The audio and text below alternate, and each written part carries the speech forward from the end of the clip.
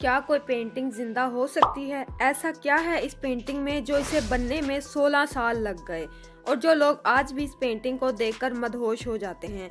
आज की इस वीडियो में इसी पेंटिंग के बारे में जानेंगे कि क्या है इस पेंटिंग का राज जो दुनिया वालों के होश उड़ा देती है और इस पेंटिंग में ये लेडी कौन है। तो चलिए शुरू से शुरू करते हैं। दुनिया के सबसे मशहूर और काबिल कलाकार लियोनार्डो दा विंची, जो अपनी काबिलियत के लिए जाने जाते हैं, उन्होंने एक पेंटिंग बनाई जिसका नाम था मोनालिसा। इस पेंटिंग का नाम मोनालिसा काफी मशहूर है, लेकिन बहुत कम लोग जानते हैं कि पेंटिंग का असली नाम था मोनालिसा और इसका इटैलिक में मतलब होता है माई लेडी। मोनालिसा पेंटिंग को लियोनार्डो दा विंची ने 1503 में बनाना शुरू किया था। इसे बनाते बनाते 16 साल लग गए और 1519 में ये पेंटिंग तैयार हुई। दा विंची को मोनालिसा के सिर्फ होंठ बनाने में ही 12 साल का वक्त लगा था, लेकिन कहते हैं कि लियोनार्डो दा विंची की पेंटिंग अभी अधूरी है। वो इसमें कुछ चेंजेस करना चाहते थे, लेकिन उनकी डेथ की वजह से मुमकिन नहीं हो पाया। मोनालिसा पेंटिंग को किसी कागज या कपड़े पर नहीं बनाया गया, उसको एक लकड़ी के टुकड़े पर बनाया गया है और लियोनार्डो दा विंची ने इस पेंटिंग के लिए स्फुमाटो टेक्निक का इस्तेमाल किया था, जिसमें कोई आउटलाइन नहीं होती। इससे साफ पता चलता है कि लियोनार्डो दा विंची कितने टैलेंटेड थे, क्योंकि बिना आउटलाइन के पेंटिंग बनाने के बारे में कोई सोच भी नहीं सकता और लियोनार्डो दा विंची ने उसको करके दिखाया।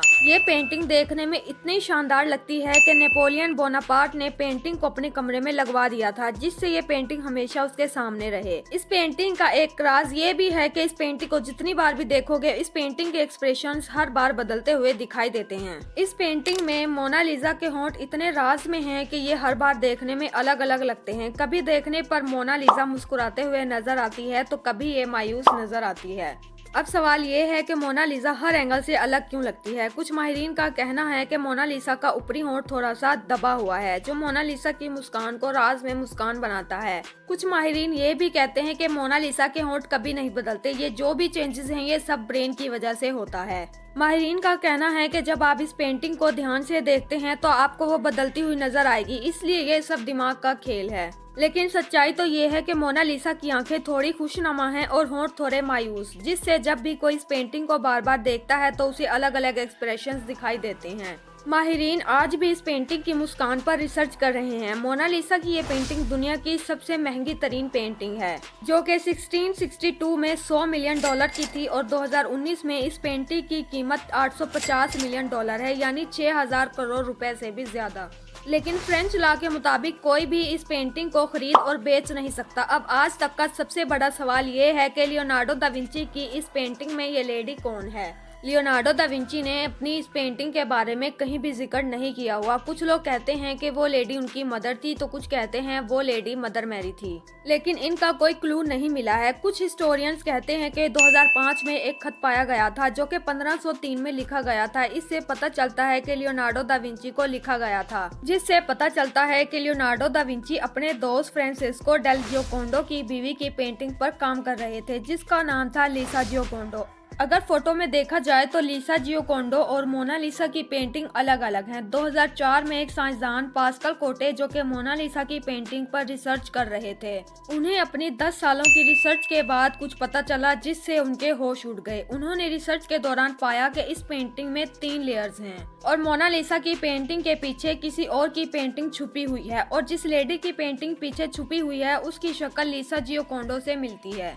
एक साइंटिस्ट पास्कल का कहना है कि लियोनार्डो दा विंची ने पहले लिसा जियोकोंडो की पेंटिंग बनाई होगी, लेकिन फिर किसी वजह से उसे बदलकर एक इमेजिनरी लेडी बना दिया होगा, जिसे आज तक किसी ने नहीं देखा होगा और ये पेंटिंग सिर्फ दा विंची की एक इमेजिनेशन थी और कुछ नहीं। लियोनार्डो दा विंची की हर पेंटिंग में एक हिडन मैसेज भी होता है, जिसे समझ पाना हर किसी के बस की बात नहीं होती और इसी तरह लियोनार्डो दा विंची की इस पेंटिंग में भी एक हिडन मैसेज है। जब कुछ साइंटिस्ट ने इस छुपे हुए मैसेज को जानने की कोशिश की तो पता चला कि इस पेंटिंग में मोनालिसा के उल्टे हाथ की तरफ कुछ लिखा हुआ है, जो था ला रिस्पोस्टा सी ट्रोवा क्वी, जो कि इटाली लैंग्वेज में था। इसका मतलब होता है द आंसर इज हियर, लेकिन फिर भी राज का अभी तक पता नहीं चला है।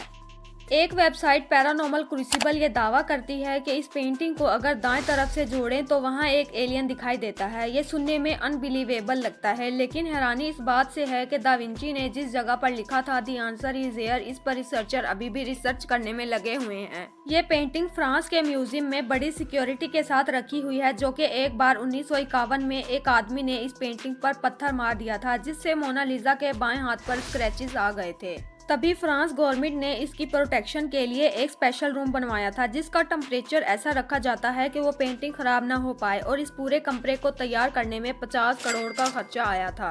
लियोनार्डो दा विंची की इस बेमिसाल पेंटिंग में कई राज छुपे हुए हैं जिनसे शायद पर्दा ना उठ पाए। जी तो नाजरीन, आज की वीडियो में बस इतना ही। मजीद इस तरह की अमेजिंग वीडियोस के लिए हमारे चैनल को सब्सक्राइब करें और साथ ही बेल आइकन को भी क्लिक करें।